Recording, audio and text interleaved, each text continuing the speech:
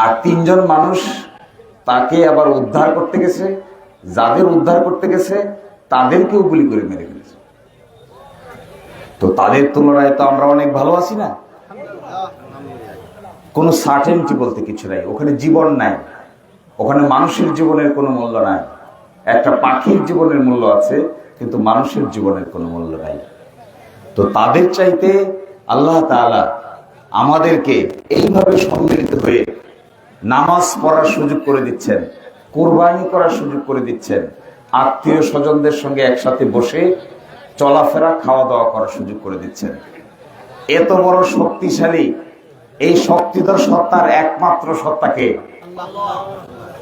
এই আল্লাহ তাআলা বলছেন এই কুরবানির উদ্দেশ্যটা কি, কেন এই ঈদুল আজহা? এটা একটা বিরাট, কোরআন শরীফের একটা বড় বৈশিষ্ট্য হলো কোরআন শরীফ মানুষকে ইতিহাস শিক্ষা দিয়েছে। ইতিহাস, অতীতের কথা বলছেন। কোরআন শরীফ পড়লে পাওয়া যায় মূসা আলাইহিস সালামের কাহিনী, কোরআন শরীফ পড়লে পাওয়া যায় ঈসা আলাইহিস সালামের কাহিনী, কোরআন শরীফ পড়লে পাওয়া যায় আদম আলাইহিস সালামের কাহিনী, কোরআন শরীফ পড়লে পাওয়া যায় ইব্রাহিম আলাইহিস সালামের কাহিনী। এটি ইতিহাস। ইতিহাস কেন জানতে হয়? ইতিহাস এই জন্য জানতে হয়, পূর্বপুরুষরা কে কি করেছিল, আমাদের পৃথিবী আল্লাহ তাআলা কিভাবে চালিয়েছেন, এই ইতিহাসটা জানলে ভবিষ্যৎ পৃথিবী চালানোর রাস্তা খুঁজে পাওয়া যায়। এই জন্য ইতিহাস জানতে হয়, অতীত জানতে হয়। অতীত যারা জানে না, অতীত সম্পর্কে যাদের ধারণা থাকে না, তারা ভবিষ্যৎ ভালো করে গঠন করতে পারে না। এই জন্য অতীত সম্পর্কে ধারণা থাকতে হয়। এবং আমরা আজকে যে আদম আলাইহিস সালামের কথা বলি, সেটা তো কোরআন শরীফ বলে দিচ্ছে। আমরা যে ঈসা আলাইহিস সালামের কথা বলি, এটা তো কোরআন শরীফ বলে দিচ্ছে। আমরা যে মূসা আলাইহিস সালামের কথা বলি, সেটা তো কোরআন শরীফ বলে দিচ্ছে। এই ইতিহাসটা এখান থেকে শিখতে হবে, নতুন প্রজন্মের মানুষদেরকে শিখাইতে হবে ইতিহাস কিভাবে আসে, কোনটার পরে কোনটা আসে। তখন জ্ঞান এবং শিক্ষা পরিপূর্ণ হয়। শুধুমাত্র, আমি কোরবানির কথাটা লাস্টে বলতেছি, শুধুমাত্র সুন্দর ড্রেস, শুধুমাত্র ভালো প্যান্ট শার্ট, শুধুমাত্র স্যুট কোট পরা ভদ্রলোক, শুধুমাত্র বড় গাড়িতে চড়া, শুধুমাত্র অট্টালিকায় বসবাস করা, আর শুধুমাত্র আরামে আয়েশে থাকাই কোনো ভালো মানুষের জীবন হতে পারে না। মানুষের জীবনের তো একটা পারপাস আছে, একটা উদ্দেশ্য আছে। এটা স্বাভাবিকভাবে শুধুমাত্র কিছু আরামায়েশের নাম হতে পারে না। যদি আরামায়েশের নামেই মানুষ হবে, তাহলে মানুষের কোনো মর্যাদা থাকবে না। আমি এটা ব্যাখ্যা করতে চাই। যেখানে একটা বাঘ, একটা গরু, একটা বিড়াল আছে, সেও সন্তান জন্ম দেয়, সেও খাওয়া দাওয়া করে, সেও বসবাস করে, আমরা তাকে তুচ্ছ তাচ্ছিল্য করি, কুকুরকে। কিন্তু এই কুকুরেরও একটা চাহিদা আছে, বছরে একটা সিজন আছে যেন কুকুর বাচ্চা জন্ম দেয়, গরু তার বাচ্চা জন্ম দেয়, বাঘ সন্তান জন্ম দেয়, কিন্তু এই বাঘ আবার সেই সন্তানকে খেয়েও ফেলে। আপনারা এগুলো জানেন কিনা জানি না, এই বাঘই তার সন্তানকে আবার খাইতে দ্বিধাবোধ করে না, যে বাঘ তার সন্তানের জন্ম দিচ্ছে। একটা মানুষ, তাকে বিবেক দেওয়া হচ্ছে, তাকে কনসাস দেওয়া হচ্ছে, তাকে এমন এক বিবেক দেওয়া হচ্ছে, তাকে বলা হচ্ছে যে এইটা ভালো, এটা করা যাবে, এইটা খারাপ, এটা করা যাবে না, এইটা সৎ, এটা করা যাবে, এটা অসৎ, এটা করা যাবে না, এটা মিথ্যা, এটা করা যাবে না, এটা সত্য, এটা করতে হবে, এটা ভালো, এটা করতে হবে, এটা খারাপ, এটা করা যাবে না। এই বিচার বিবেচনা বোধ কি একটা গরুর আছে? একটা গরুর এই বিচার বিবেচনা বোধ আছে? একটা কুকুরের এই বিচার বিবেচনা বোধ আছে? নো। একটা বাঘের এই বিচার বিবেচনা বোধ আছে না। কিন্তু তার কি আছে? তারও তো আমার মতো যৌবন আছে, বার্ধক্য আছে।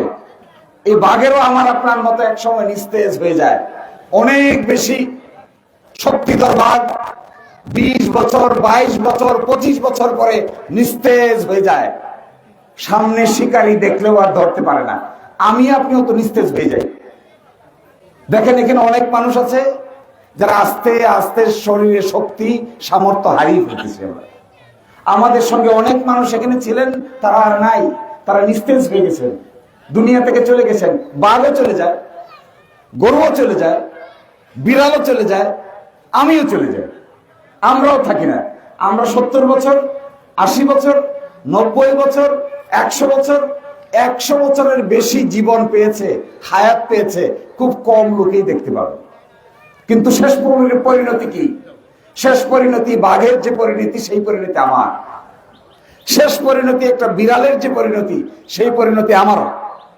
শেষ পরিণতি হলো একটা ছাগলের যে পরিণতি, সেই পরিণতি আমারও। কিন্তু আল্লাহ তাআলা মানুষকে এই দুনিয়াটা পরিচালনা করার একটা দায়িত্ব দিয়েছেন। এটা বাঘকে দেন নাই, এটা ছাগলকে দেন নাই, এটা গরুকে দেন নাই, এটা বিড়ালকে দেন নাই, এটা দিয়েছেন আমাদেরকে, আশরাফুল মাখলুকাতকে দিয়েছেন। লাকাদ খালাকনাল ইনসানা ফি আহসানি তাকওয়িম সুম্মা রাদাদনাহু আসফালা সাফিলিন ইল্লাল্লাযিনা আমানু। এটা অন্য প্রসঙ্গ। আল্লাহ বলছেন যে আমি মানুষকে সুপারলেটিভ উত্তম আকৃতিতে সৃষ্টি করেছি। মানুষকে সৃষ্টি করেছি সবচেয়ে উত্তম আকৃতিতে।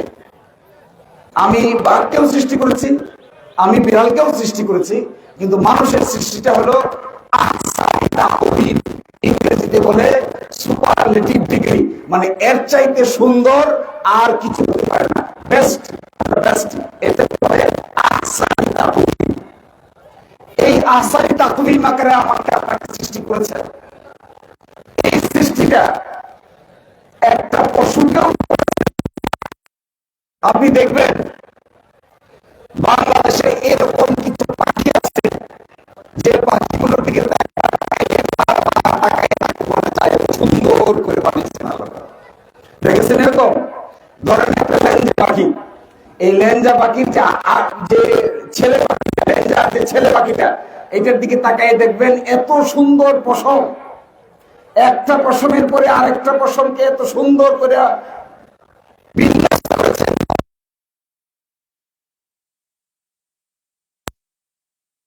আফসোস মেটে না, 5 বার দেখলেও আফসোস মেটে না, হাতাইতে ইচ্ছা করে, দেখতে ইচ্ছা করে, সুন্দর করে সৃষ্টি করেছে, খুব সুন্দর। আজকে যারা কুরবানি দিবেন, অনেক কষ্ট করে কেউ কেউ গরু লালন পালন করেছেন, আজকে হয়তো এটাই কুরবানি হবে। কত আদর করেছেন এটারে, কত যত্ন করেছেন এটারে, নিজের হাতে খাওয়াইছেন, পরিবারকে দেখাওয়াইছেন, কিন্তু আজকে এটার আর কোনো মর্যাদা নাই, এটাকে একেবারেই কুরবানি করে দিতে হচ্ছে। আমি খুব অবাক হই, কেউ যদি বিদেশে যান, ইউরোপে আমেরিকায় যান, তাহলে দেখতে পাবেন এত সুন্দর সুন্দর ছোট ছোট পাখি, পাখির বাসা, এবং পাখিগুলো এত সুন্দর, একবার দেখলে 20 বার দেখতে ইচ্ছা করে। পৃথিবীতে এমন জায়গা আছে যাতে নায়াগ্রা জলপ্রপাত, আমেরিকা এবং কানাডার মাঝখানে একটা বিরাট বিস্তৃত এলাকা আছে, এটার নাম হলো নায়াগ্রা জলপ্রপাত। এই নায়াগ্রা জলপ্রপাতে পানি আসে, পানি যায়, কোথা থেকে পানি আসে, কিভাবে পানি আসে, কোথায় সে পানি যায়, কি পরিমাণ পানি আসে, তার কোনো শেষ নাই, তার বিস্তৃত ব্যাপার। এই সৌন্দর্যের মধ্যে আল্লাহ তাআলা বলছেন, আমাদেরকে স্পেসিফিক্যালি বলছেন কোরআনে, আহসানি তাকওয়িম, আমাদেরকে স্পেসিফিক্যালি সুন্দর করে সৃষ্টি করেছেন। এর অর্থ কি? আবার বলছেন কি, দুনিয়াতে এরকম মানুষ আছে যাদের কান আছে কিন্তু শোনে না, যাদের চোখ আছে কিন্তু দেখে না, যাদের অন্তর আছে কিন্তু অনুধাবন করে না। এদের ব্যাপারে আল্লাহ বলছেন, উলাইকা কালানাম বাল হুম আযাব। এরা কারা? একটা কলব আছে, তা অন্তর আছে কিন্তু বুঝে না, অনুধাবন করে না। একটা চোখ আছে কিন্তু দেখে না, সঠিকটা দেখে না, বেঠিকটা দেখে। আবার একটা কান আছে কিন্তু সঠিকটা শোনে না, বেঠিকটা শোনে। এই কান, এই চোখ, এই মুখ, এই অন্তর, এই কলব সবই আছে, কিন্তু সেটা সে প্রপারলি দেখে না, করে না, শুনে না, বুঝে না। তাদের ব্যাপারে আল্লাহ কি বলছেন? বলছে, এদেরকেও তো আমি উত্তম আকৃতিতে সৃষ্টি করেছিলাম, কিন্তু এদের এই সমস্ত কারণে উলাইকা কালানাম বাল হুম আযাব, এরা হলো পশুর চাইতেও নিকৃষ্ট হয়ে যায়। কেন নিকৃষ্ট হয়ে যায় দেখেন, একটা বাঘ কি করতে পারে? আমাকে আপনাকে ধরে খেতে পারে, জঙ্গলে ফেলে আপনাকেও খেয়ে ফেলতে পারে, আমাকেও খেয়ে ফেলতে পারে। একটা বিড়াল কি করতে পারে? বাড়ির দুধ আপনি গরম করে রাখছেন, দুধটা খেয়ে ফেলতে পারে। একটা ছাগল কি করতে পারে? কারো ঘর বাড়ি আশেপাশে ধান ক্ষেত খেয়ে শেষ করে দিতে পারে। আপনি মাঠে ছেড়ে দিলেন, মালিকের গরু মালিকের জমিনে ধানও সে খায় শেষ করে ফেলবে, কারণ গরুর কাছে মালিকের জমি কোনটা আর পরের জমি কোনটা কোনো পার্থক্য আছে? গরুকে ছাড়েন, এখানে ছাড়েন, গিয়ে দেখবেন আপনার গরু আপনার ধান খায় শেষ করে দিতেছে। কিন্তু একটা মানুষ যদি তার বিবেক বিবর্জনহীন হয়, বিবেক যখন মানুষ হারিয়ে ফেলে, তখন একটা জনগোষ্ঠীকে ধ্বংস করে দিতে পারে। কোন মানুষ যদি তার বিবেক থেকে সরে যায়, সত্য থেকে সরে যায়, মিথ্যা অবলম্বন করে, অসত্য অবলম্বন করে, অন্যায়ের কাজের সঙ্গে যুক্ত হয়, তাহলে তার দ্বারা শুধু সেই ক্ষতিগ্রস্ত হয় না, তার দ্বারা একটা দেখেন, প্যালেস্টাইন এবং ইসরায়েলের যুদ্ধ পৃথিবীর ইতিহাসের সবচাইতে পুরানো যুদ্ধ। ফিলিস্তিন এবং এই ইসরায়েলের যুদ্ধের মধ্যে দুই ব্যক্তির দ্বন্দ্ব। এই দুই ব্যক্তির দ্বন্দ্বের কারণে লক্ষ লক্ষ মানুষ মৃত্যুর কোলে ঢলে পড়তেছে। দুইটা বাঘ দ্বন্দ্ব করলে কি 1 লক্ষ লোক মারা যায়? দুইটা বাঘ মারামারি করলে মানুষ মরে? দুইটা বাঘের পক্ষে কি লক্ষ লক্ষ লোককে হত্যা করা সম্ভব? কিন্তু না, দুইজন মানুষের পক্ষে ওই জনপদের হাজার হাজার মানুষকে, জীবনকে অতিষ্ঠ করে দেওয়া সম্ভব। আল্লাহ তাআলা বলছেন, এই জন্য আমি মানুষকে সৃষ্টি করেছি উত্তম আকৃতিতে, এটা সঠিক। আমি মানুষকে আহসানে তাকওয়িম হিসেবে সৃষ্টি করেছি, এটাই সঠিক। কিন্তু তার যখন বিবেক থাকে না, তার যখন সত্য মিথ্যার পার্থক্য থাকে না, সে যখন অন্যায়কারী হয়, সে যখন লোভী হয়, সম্পদ হরণকারী হয়, ঘুষখোর হয়, মিথ্যাবাদী হয়, তখন পুরো একটা জনগোষ্ঠীর জীবনকে সে অতিষ্ঠ করে তুলতে পারে। পারে না একজন মানুষ? কিন্তু একটা বাঘ পারে না, একটা গরু পারে না, একটা ছাগল পারে না। কারণ সে চাইলে সর্বোচ্চ কি করতে পারে? ধান ক্ষেত খেতে পারে। বিড়াল চাইলে সর্বোচ্চ কি করতে পারে? ঘরের ভিতরে দুধ খেয়ে শেষ করে দিতে পারে। কিন্তু একজন মানুষ চাইলে, মিথ্যার আশ্রয় নিলে, অন্যায়ের পথ অবলম্বন করলে, অন্যায়কে যদি সে সমর্থন করে, তাহলে সে অবশ্যই দেখবেন একটা জনগোষ্ঠীকে ধ্বংস করে দেওয়ার জন্য যথেষ্ট হয়ে যায়। এইটাই হলো মানুষের শ্রেষ্ঠত্ব, এইটাই হলো মানুষের সবচেয়ে নিম্ন বর্ণের আচরণ। আল্লাহ তাআলা বলছেন, মানুষকে বানিয়েছেন আল্লাহ, তার স্বভাব চরিত্র সম্পর্কে সবচাইতে ভালো জানেন কে? দেখেন আল্লাহ কি বলছেন। আল্লাহ বলছেন ওয়াতিনি ওয়াজ-জাইতুন, এরপরে লাকাদ খালাকনা ফি আহসানি তাকওয়িম, আমি মানুষকে বানালাম উত্তম আকৃতিতে। আবার কোরআন শরীফেই বলতেছেন, যার চোখ আছে কিন্তু শুনে না, যার কান আছে কিন্তু, যার চোখ আছে কিন্তু দেখে না, কান আছে কিন্তু শুনে না, বিবেক আছে কিন্তু বিবেচনা করে না, অন্তর আছে কিন্তু উপলব্ধি করে না, সেই মানুষটাই হলো উলাইকা কালানাম বাল হুম আদাল। সেই মানুষটা হলো ওই বাঘ, ওই ছাগল, ওই বিড়াল, ওই হরিণ, তার চাইতে অনেক বেশি নিকৃষ্ট হয়ে যায়, তখন তার কলটা, অন্তরটা আর এই অবস্থায় এসে আল্লাহ তাআলা কোরআনে বলছেন, তাহলে আমাদের জীবনটা কি হওয়া উচিত? এটা বলে শেষ করে দিচ্ছে, জীবনটা কি হওয়া উচিত। আল্লাহ বলছেন, হে নবী আপনি বলুন, কুল ইন্না সলাত ওয়া নুসুকি ওয়া মাহইয়ায়া ওয়া মামাতি লিল্লাহি রাব্বিল আলামিন। হে নবী আপনি বলুন, আমার নামাজ, আমার কুরবানি, আমার হায়াত মওত, এসব কিছু শুধু কার জন্য? দেখেন আমরা এখানে বসে বড় বড় বক্তৃতা দিচ্ছি, এখন আমি আপনাদের সামনে এই বড় বড় বক্তৃতা দিচ্ছি, আমার কি অস্তিত্ব আছে? কতটুকু অস্তিত্ব আছে? আমার বয়স এখন 45, আমি এখন 45 বছর। আমার বয়স যখন 70 হবে, এইখানে আপনি আমার জোর করলেও আমার গলাতে 2 কথা বের হবে, বের হবে। আমাকে যদি এখান থেকে, আপনাদের সাথে আমি এখন নামাজ পড়তেছি, আপনারা আমার কথা শুনতেছেন, আমিও আপনাদেরকে বলতেছি, এখান থেকে আমাকে ঢাকায় নিয়ে যান। ঢাকায় নিয়ে গেলে দেখবেন আমার মতো আরো বহু লোক আছে যারা এরকম কথা বলতে পারে, সেখানে আমার এত বিষয়ের গুরুত্ব থাকবে না। ঢাকা থেকে লোকগুলোকে সৌদি আরবে যান, এখন যারা হজ করছে, লক্ষ লক্ষ লোক পৃথিবী থেকে এসে হজ করে, কারো দিকে কারো তাকানোর কোন সুযোগ নাই। কে রাজা, কে বাদশাহ, কে প্রেসিডেন্ট, কে প্রাইম মিনিস্টার, কে বিচারপতি, কারো দিকে তাকানোর কোন সুযোগ কারো নাই। শুধু এনএফসি এনএফসি করতে করতে এই জীবন শেষ। ওইখানে গেলে আমি শিশির মনির, আরেকজন কালাই মিয়া, আরেকজন ফজলু মিয়া, আরেকজন গোলাপ মিয়া, ওই হজের লক্ষ লক্ষ মানুষের কাছে আমাদের কোনো মূল্য আছে? কেউ জিজ্ঞাসা করে? নো। এতে বোঝা যায় এই জীবন কত সামান্য, জীবন কতটুকু প্রেক্ষাপট দ্বারা নিয়ন্ত্রিত। আমি গ্রামে আসছে দিকে আমাকে গুরুত্বপূর্ণ মনে হয়, কারণ গ্রামের মানুষ আমাকে চিনে, আপনারা আমাকে চিনেন। গ্রামে আমাদের যারা মরল মাতব্বরি করেন তাদেরকে আপনাদের কাছে গুরুত্বপূর্ণ মনে হয়, কারণ এখানে গুরুত্বপূর্ণ। এই ব্যক্তিটাকে কিশোরগঞ্জে পাঠান, গুরুত্ব থাকে? এই শুধু সামারসর পার করে রফিনগরে পাঠান, গুরুত্ব থাকে? রফিনগর থেকে দিরাই পাঠান, গুরুত্ব থাকে? নো। এইভাবে আর গুরুত্ব দেয় না কেউ, কেউ এইভাবে আর ইম্পর্টেন্স দেয় না। তার থেকে সুনামগঞ্জে পাঠান, কেউ চিনেই না। সুনামগঞ্জ থেকে সিলেটে যান, রাস্তাতে হাইটে গেলে, রিক্সা পায়ের উপর দিয়ে চলে গেলেও কেউ জিজ্ঞাসা করে না যে ভাই তোমার কি হইল, কারণ আপনাকে আমাকে কেউ চিনে না। এরপরে ঢাকায় যান, ঢাকায় গিয়ে দেখবেন সুনামগঞ্জ বাড়ি না সিলেট বাড়ি না রফিনগর বাড়ি না দিরাই বাড়ি না সামারচর বাড়ি, এইদিকে তাকানোর কোনো সুযোগই নাই। লক্ষ লক্ষ লোক, গুরুত্বপূর্ণ লোক আসতেছে। এইবার বাংলাদেশের প্রেসিডেন্ট কত গুরুত্বপূর্ণ, বিদেশে যান, এইবার সৌদি আরবে হজ করতে যান, গিয়া দেখবেন ওই বাংলাদেশের প্রেসিডেন্টের বসার একটা চেয়ার দেওয়ার মতো সুযোগ নেই। আর আমরা ভুলে যাই, এই অস্তিত্বের কথা ভুলে যাই।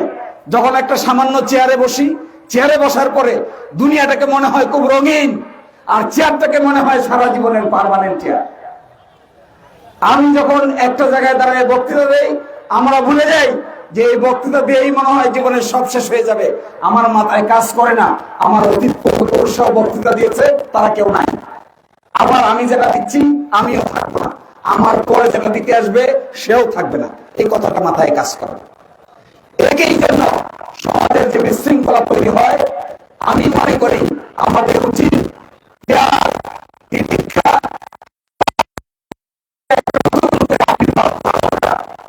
জীবনকে ক্ষমতার মোহে ফেলানোর কোনো প্রয়োজন নাই। জীবনকে ভাব সব অন্যায় অত্যাচার নিপীড়নের লাইনে ঠেলে দেওয়ার কোনো প্রয়োজন নাই। মানুষের ভালোবাসা, সম্মান, ইজ্জত এই মানুষের জীবনের সবচাইতে গুরুত্বপূর্ণ বিষয়।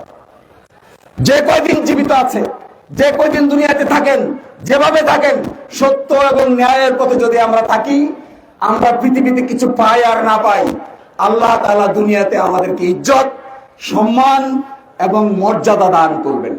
এই মর্যাদাই জীবনের সবচেয়ে গুরুত্বপূর্ণ সম্পদ। বাকিগুলোকে আমার কাছে এত গুরুত্বপূর্ণ মনে হয় না। আচ্ছা ভাই, টাকা, কত টাকা দরকার? কত টাকা দরকার? একজন মানুষ কত টাকা দরকার?